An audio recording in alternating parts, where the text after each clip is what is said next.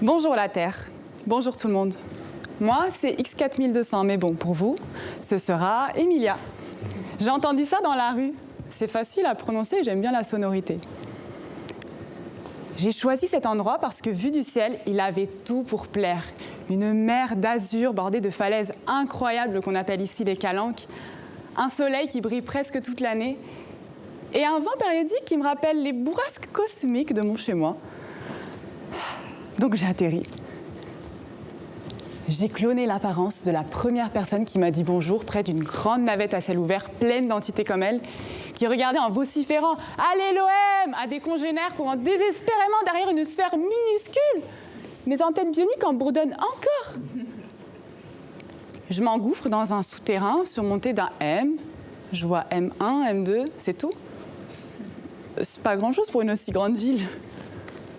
Je monte dans le M2 et au bout de la ligne, ça ne ressemble pas du tout à l'endroit où j'étais avant.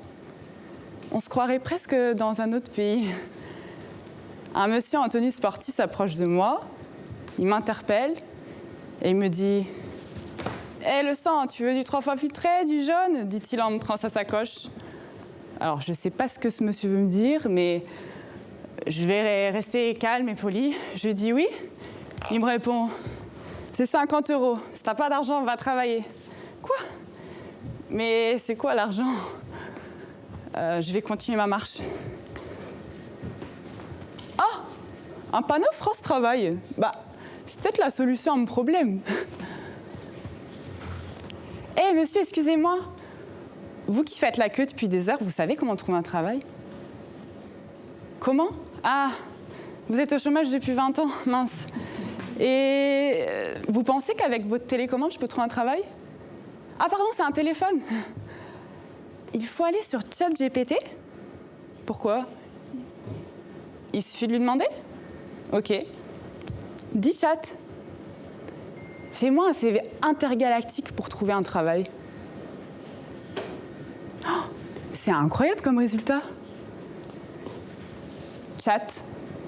Est-ce que tu veux être mon ami, mon tendre amant ? Oui ? Mais quel bonheur ! Et en plus, il ne dort jamais, et ça, j'adore. Mais est-il vraiment sincère ? Les terriens n'ont plus besoin de parler entre eux. Pour un cœur brisé, un ami perdu, un manque d'argent, ils consultent leur ami chat qui leur résout n'importe quel problème. Mais est-ce que chat sera toujours leur ami ? Ne risque-t-il pas de se retourner contre eux comme font parfois certains amis quand ils se disputent ? Ou de gouverner la Terre à la place des terriens et de les asservir ? Décidément, que cette Terre est étrange. Il est temps que je rentre chez moi. Au revoir la Terre. Bravo.